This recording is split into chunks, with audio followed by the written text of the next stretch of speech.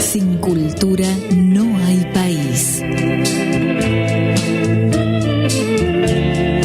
Radio Cultura 97.9. Más de dos. Una aritmética que no suma, multiplica. Un programa que pasa revista a toda la actualidad, se detiene en el arte y consulta a sus protagonistas. Idea, conducción y producción general, Miguel Sorraquín. Colaborador y columnista, Eduardo Solari. Columnista deportivo, Santiago El Tano Pazman. Columnista en arte y moda, Andrea Rizzo. Asistente de producción, Paula Trucchi.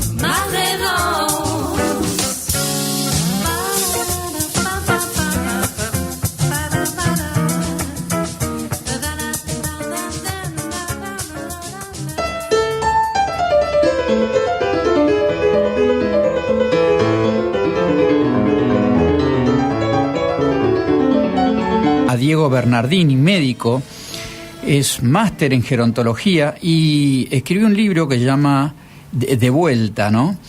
Y vamos a hablar con él. ¿Qué tal, Diego? ¿Cómo estás? Sobre la situación de las personas de edad, ¿no? En la actualidad estamos todos conmovidos por lo que pasó con este señor que se pegó un tiro en el ANSES.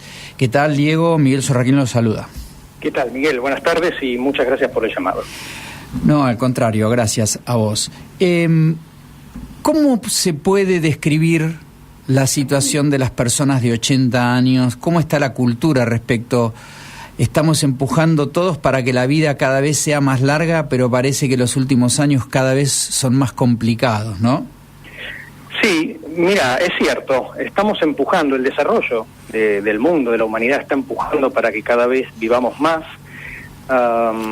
Básicamente en los últimos 40 años la expectativa de vida ha crecido en el mundo aproximadamente 4 décadas, estamos hablando de entre 4 y 5 años según los países por década de sobrevida, y el tema es que no sabemos qué hacer con ese regalo que nos está dando el desarrollo, no sabemos cómo llenarlo de vida.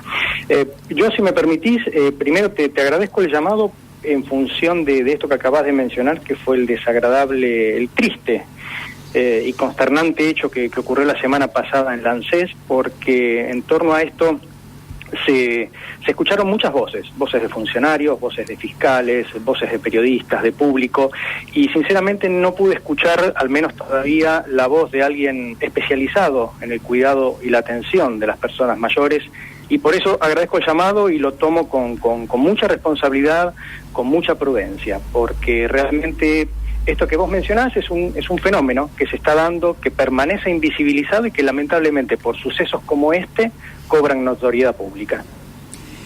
Y sí, y sobre todo tiene que ver con que el fenómeno de las personas mayores, porque muchas veces llegan con una capacidad intelectual bastante buena, pero física no, entonces está el tema de que tienen que obedecer, que no tienen que obedecer, o que tienen que limitarse a tener personas que los rodean. Todo ese universo es complicado porque hay que tener personas al lado, si es que se pueden tener, o terminan sino cayendo en lugares en donde los internan, digamos que generalmente es como una suerte de prisión, me imagino, ¿no? A esa altura del recorrido.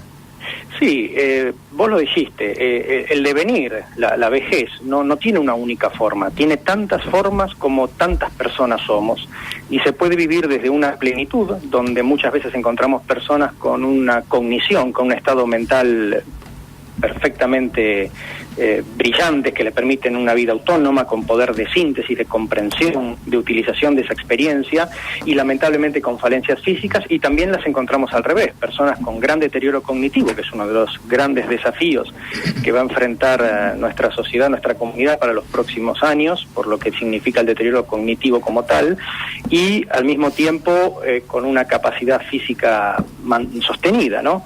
En definitiva, digamos, todo este universo nuevo que empieza a verse de las personas mayores es algo que va a cobrar cada vez mayor magnitud, es algo que es muy complejo, de comprender, y como tanto, al ser un fenómeno complejo, la respuesta no va a ser simple, y al mismo tiempo es de urgencia. O sea, la transición demográfica hoy no está esperando, hoy sabemos que va a ser uno de los determinantes para el desarrollo de nuestras comunidades, de cómo vamos a vivir, de cómo van a tener que elegir los gobiernos, de cómo se va a posicionar el sector privado.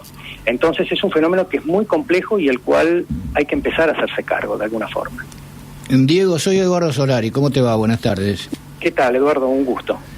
Yo te quiero hacer una pregunta partiendo de una anécdota, si me permitís medio segundo. Estaba viendo una serie en la que aparece Winston Churchill, primer ministro por cumplir 80 años en Gran Bretaña, y deciden regalarle un cuadro por ese hecho, y cuando vio la pintura terminada se enfureció porque sintió que lo humillaba, que todos los atributos de la vejez que se revelaban en el cuadro, que era la verdad, se sentía humillado. Lo que yo te quiero preguntar es, ¿en qué medida la propia imagen que siente el anciano que ha hecho toda una carrera o que ha tenido, como todos cuando era joven, su actividad, influye la desvalorización de la sociedad actual respecto de esa etapa de la vida, ¿no es cierto? ¿En qué medida influye en su estado, la alegría de vivir, las acciones que toman? Mira, influye desde el momento en que las personas, los seres humanos, somos seres sociales. Hoy hay evidencia, hay trabajos científicos que sostienen que la persona que vive en soledad tiene menor expectativa de vida. Por ejemplo, la persona que tiene una mascota en la casa se sabe que estadísticamente vive más que una persona que vive solo. En este caso, por ejemplo, en el caso que mencionábamos de referencia, ¿no? El caso del ANSES, se habló muchas veces de depresión de esta persona, y la depresión es un problema de salud, requiere un diagnóstico, no se puede etiquetar ligeramente a las personas como que están deprimidas. Sin embargo, sí sabemos que la soledad, que es un estado de ánimo, está muy presente en las personas mayores, y esto tiene que ver con lo que mencionabas al principio. ¿Qué rol le encuentra la sociedad a ese gran capital humano que es la experiencia de estas personas que ya han vivido, pero que además han vivido una etapa que es única en la humanidad? Esas personas que hoy tienen 80, 90 años, son personas que han nacido en un mundo que, entre comillas, ya no existe. Ellos vieron las guerras mundiales, ellos vieron llegar a la luna, ellos vieron caer el muro de Berlín, ellos vieron desintegrarse la Unión Soviética, vieron Internet, vieron la globalización, vieron los hippies, vieron a los Rolling Stones nacer y hoy seguir tocando con 72 años. O sea, de alguna manera se está redefiniendo el concepto que tenemos de vejez. Y eso nos tiene que, de alguna manera, quedar claro a todos, porque todo esto que está pasando nos confronta con varias cuestiones. Por un lado, la realidad del rol del Estado. O sea, ¿qué posicionamiento toma el Estado como rector de la política pública de un país? Segundo, con la realidad de cómo somos como sociedad, como comunidad, cómo actuamos, cómo somos. Y tercero, con nuestra propia vejez, nuestro propio devenir. Nosotros, en esas personas, de alguna manera nos vemos reflejados. Decimos, sí, de verdad. ¿terminaremos nosotros de esta manera? Porque este señor, independientemente de que tenga un diagnóstico de depresión o simplemente tenga una soledad, tenía factores muy importantes. O sea, era una persona que había perdido a su mujer, había perdido recientemente a su mejor amigo, no tenía familia. Entonces yo creo que esto debería invitarnos a la reflexión, a hacernos preguntas. ¿Qué pasa con ese equipo médico que atendió a esta persona? ¿Qué pasa con el empleado público? Te voy a dar un dato. En la última encuesta de salud y calidad de vida de las personas mayores de nuestro país, dice que de los encuestados, el 40% sufrieron algún tipo de maltrato en determinados ámbitos, y principalmente fueron bancos u oficinas públicas. O sea, son elementos que hay que tener en cuenta. La depresión también. Se calcula que entre el 8 y 10% de las personas mayores tienen un diagnóstico de depresión. Es más frecuente en las mujeres, es menos frecuente en los hombres, pero hay indicios como para saber como sociedad cómo nos posicionamos. Me quitaste la pregunta, yo te iba justamente a interrogar acerca de si la depresión se incrementa en una forma mensurable a determinada edad o en determinadas edades. Mira, sí, es un poco más frecuente en las personas mayores, pero hay un dato que es más importante a mi criterio personal, ¿no? O sea, a la persona siempre nos gusta ponerle números, o sea, es más cómodo clasificar con números, o sea, la aproximación cuantitativa. Y sin embargo, y particularmente cuando hablamos de personas mayores, de vejez, tenemos que hacer mucho hincapié en lo cualitativo. Y acá lo cualitativo es que a muchas personas mayores se las subdiagnostica porque se piensa que la depresión o que la tristeza es algo normal de ese proceso de envejecer. Y esto es falso. Esto es falso. O sea, que una persona esté triste o que una persona esté deprimida no significa eso una parte normal del envejecimiento. Así como tenemos más arrugas, así como tenemos los huesos quizás un poco más débiles o tenemos menos fuerza muscular, también hay otros momentos de ganancia. Entonces hay que diferenciar. La depresión no es normal del envejecimiento. Sí es normal que estemos tristes, que podamos tener unos momentos de melancolía, porque eso forma parte de un estado anímico. No podemos vivir felices las 24 horas del día. ¿De acuerdo? Diego, el Tano Pazman te saluda. ¿Qué tal? Buenas tardes. ¿Qué tal? Encantado, un gusto. Igualmente. Digo, desde el lado de los seres queridos, de la familia, ¿cómo se los puede ayudar en el sentido, justamente lo que te preguntaba Eduardo, dónde está el límite entre la ayuda y la humillación hacia el ser querido? ¿Dónde está el límite a lo mejor donde los pueda molestar, digamos? Mira, yo creo que la clave es respetar, es la escucha de la persona mayor. La persona mayor, si hay algo a lo que está sujeto es a la estereotipia, a los estereotipos que son falsas creencias, ¿no? Al infantilismo. Se habla de personas mayores como abuelos cuando no lo son, o se los trata como chicos cuando no lo son, y son personas que son, cuando hablamos de personas autónomas, con sus facultades mantenidas, son personas que tienen perfectamente un juicio propio, son personas que al mismo tiempo se convierten en dadores, son personas que suelen ser las primeras en ayudar a la familia, a los nietos, ya sea cuidando, lo cual lo hace algo intangible a la ayuda, pero también de manera tangible porque no olvidemos que más del 95% de las personas mayores, llamémosle de los jubilados de nuestro país, reciben una pensión.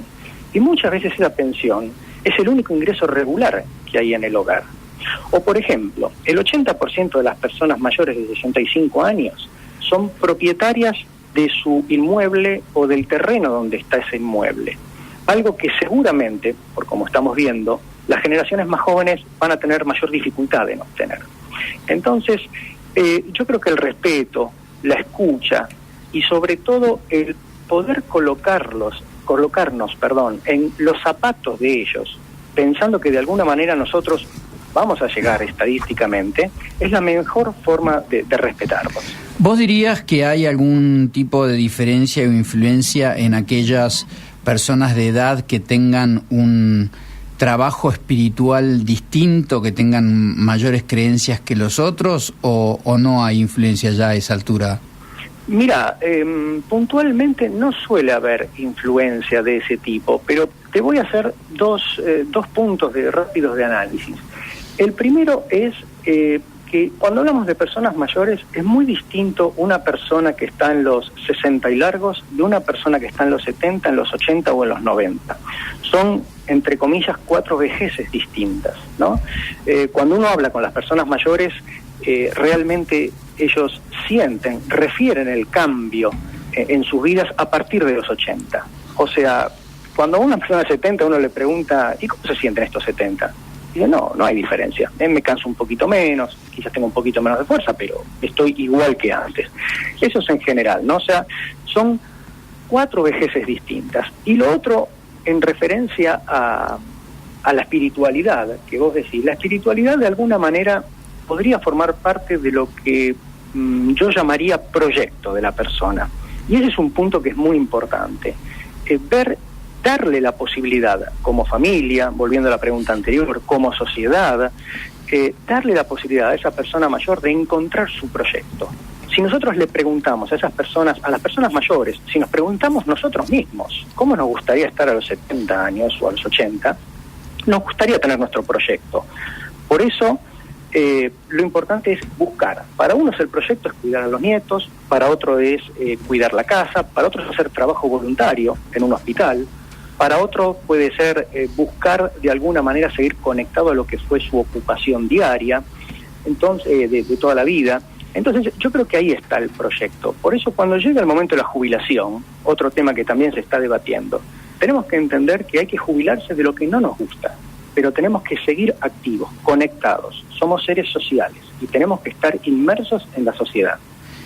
Diego, te agradecemos muchísimo el contacto. Nos quedó preguntarte sobre el libro de vuelta, ¿no? Sí. Que has escrito. Contanos un poco de eso.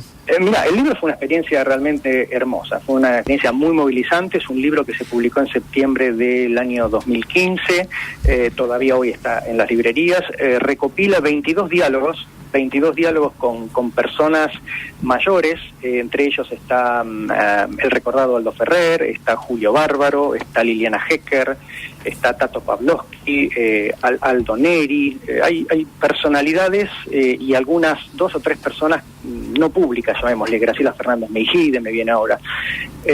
Hay más de 1800 años de vida recopilados en ese libro y de alguna manera son historias en las cuales uno no es que se identifica con uno, sino que son historias de las cuales en cada una de ellas puede aprender.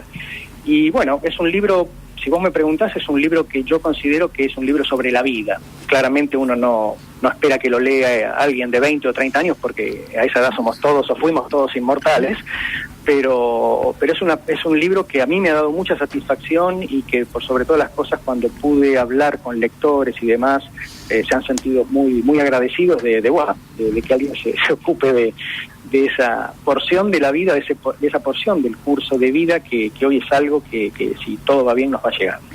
Bueno, te agradecemos muchísimo el contacto, Diego, muchas gracias. Un gusto a ustedes, que sigan muy bien. Hablamos con Diego Bernardini, médico, máster en gerontología.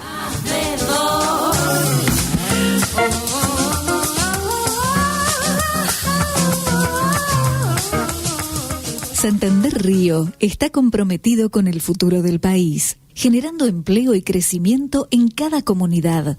Conoce más sobre nosotros y nuestras prácticas en santanderrio.com.ar y redes sociales. Mirá qué bueno, Claudia. Si sacamos un crédito hipotecario del Banco Galicia, nos podemos mudar a una casa con deck de madera y parrilla, como siempre soñé. Marcos, ¿estás bien? Sí, ¿por? Es la mejor idea que tuviste en años. Con los préstamos hipotecarios de Banco Galicia, tenés hasta 5 millones de pesos